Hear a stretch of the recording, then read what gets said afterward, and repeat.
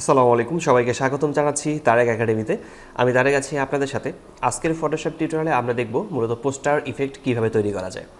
আর এই poster effect তৈরি করার জন্য যে কোনো ব্যাকগ্রাউন্ডের উপরে, যেমন আমরা একটি ওয়ালের ব্যাকগ্রাউন্ড নিয়েছি, এই ব্যাকগ্রাউন্ডের উপরেই মূলত আমরা পোস্টারের ইফেক্ট তৈরি করব। তো এজন্য আমরা যে ছবিটিকে ইফেক্ট তৈরি করতে চাই, সেক্ষেত্রে সেই ছবিটির ব্যাকগ্রাউন্ড অবশ্যই ট্রান্সপারেন্ট হতে হবে। এই ট্রান্সপারেন্ট ব্যাকগ্রাউন্ডওয়ালা ছবিটাকে এই পোস্টারের উপরে নিয়ে আসতে হবে, অর্থাৎ যেখানে ব্যাকগ্রাউন্ডটা আছে এই ব্যাকগ্রাউন্ডের উপরে নিয়ে আসতে হবে। তো অ্যাডজাস্ট করে বসিয়ে নিব আমরা। আমি এখানে ছবিটিকে অ্যাডজাস্ট করে বসিয়ে নিচ্ছি। আমি এখানে ছবিটিকে এইভাবে অ্যাডজাস্ট করে বসিয়েছি। এরপর চেক মার্কে ক্লিক করছি। যে ছবিটিকে মূলত ব্যাকগ্রাউন্ডে আমরা পোস্টারের ইফেক্ট তৈরি করব, সেই ছবি ট্রান্সপারেন্ট হতে হবে এবং সেটাকে আমরা ওই ব্যাকগ্রাউন্ডের উপরে রেখে আমরা ব্লেন্ডিং মোড, প্রথমে দেখতে পাচ্ছি এখানে নর্মাল লেখা আছে।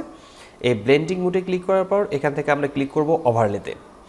ওভারলেতে ক্লিক করলে দেখতে পাচ্ছেন যে মোটামুটি পোস্টার ইফেক্ট তৈরি হয়ে গেছে। এরপর আমরা এখান থেকে ক্লিক করব ফিল্টারে। ফিল্টার থেকে আমরা ক্লিক করছি ফিল্টার গ্যালারিতে।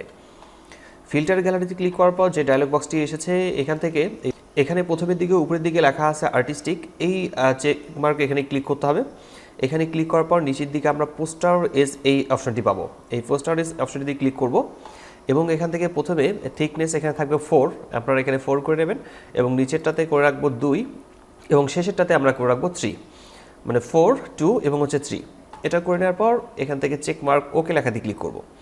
এরপর আমরা এখান থেকে ওকে লেখাতে ক্লিক করছি। মোটামুটি একটু ইফেক্টে চলে আসছে। এরপর আমরা ফিল্টারে ক্লিক করব। ফিল্টার থেকে আমরা দেখতে পাচ্ছি ফিল্টার গ্যালারি, কন্ট্রোল এফ। যদি আমরা ফিল্টার থেকে কোনো কিছু ব্যবহার করি, কোনো কাজ করি, আর সেটা মূলত উপরের দিকে এখানে থাকে এবং কন্ট্রোল এফ প্রেস করলে সেটি অ্যাপ্লাই হবে। তো আমরা এই ফিল্টার গ্যালারিটাকে আবার অ্যাপ্লাই করতে চাচ্ছি, আর অ্যাপ্লাই করার জন্য কিবোর্ড থেকে কন্ট্রোল প্রেস করে এফ প্রেস করব। আমি কন্ট্রোল প্রেস করে এফ প্রেস করছি, একটু ডিপ হয়ে গেছে।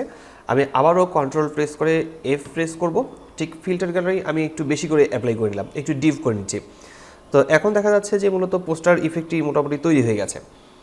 এখন আমরা যে এখানে পোস্টার কথাটি লিখলাম, এখানে আমরা পোস্টার কথা লিখব এবং এই পোস্টার কথাটিও মূলত থাকবে পেইন্ট করার মতো, অর্থাৎ এটাও পোস্টার ইফেক্টের মতো থাকবে।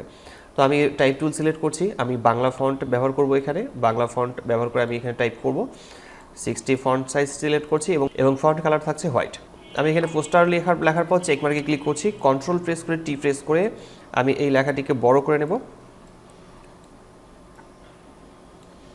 বড় করে নেওয়ার পর আমরা চেক মার্কে ক্লিক করব।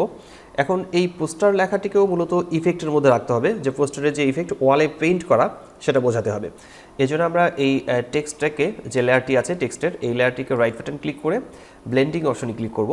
ব্লেন্ডিং থেকে আমরা নিচের দিক থেকে আন্ডারলাইং লেয়ার যে অপশনটি আছে, এখান থেকে আমরা ড্র্যাগ করে ঠিক এটাকে 70% অথবা 75% পর্যন্ত ড্র্যাগ করে নেব। এরপর হচ্ছে এখানে কিবোর্ড থেকে অল্টার কি প্রেস করে আমরা এখানে ক্লিক করব, তাহলে এটা ডিভাইডেড হয়ে যাবে এবং প্রথমের দিকে একটি অংশকে আমরা নিয়ে আসব। আবার এখান থেকে আমরা শেষের দিকে নিয়ে যাব, আবার এটাকে আমরা একটু এভাবে নেব, অর্থাৎ এই লেখাটি যে পেইন্ট করা সেটা এখান থেকে অ্যাডজাস্ট বোঝা যাবে। এই লেখাটিকে ঠিক এখান থেকে অ্যাডজাস্ট করে নিতে হবে, আর এই লেখাটি যে ওয়ালে পেইন্ট করা আছে সেটা এখানে বোঝা যাবে। ঠিক এই এতটুকু আমরা এখান থেকে রাখলাম এভাবে। দেন আমরা ওকে লেখাতে ক্লিক করছি, তাহলে এখানে বোঝাই যাচ্ছে যে ওই ওয়ালের উপরে পোস্টার কথাটি লেখা আছে। ঠিক এভাবেই আপনারা আপনাদের ছবিকে, আপনাদের যে কোনো কাজকে মূলত পোস্টার ইফেক্টে রূপান্তরিত করতে পারবেন খুব সহজেই।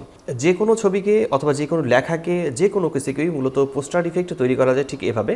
আর কোথাও বুঝতে সমস্যা হলে আপনারা কমেন্ট করে জানাবেন, আমি প্রতিটি কমেন্টে রিপ্লাই করি। আর চ্যানেলটি নতুন দেখে থাকলে অবশ্যই সাবস্ক্রাইব করে পাশে থাকা বেল আইকনটি ক্লিক করে রাখবেন পরবর্তী ভিডিওর নোটিফিকেশন পাওয়ার জন্য। আজকে টিউটোরিয়ালটি এখানেই শেষ করছি। দেখা আছে ফটোশপের নতুন কোনো টিউটোরিয়ালে। ততক্ষণ পর্যন্ত সবাই ভালো থাকবেন, সুস্থ থাকবেন। ধন্যবাদ সবাইকে। আল্লাহ হাফেজ।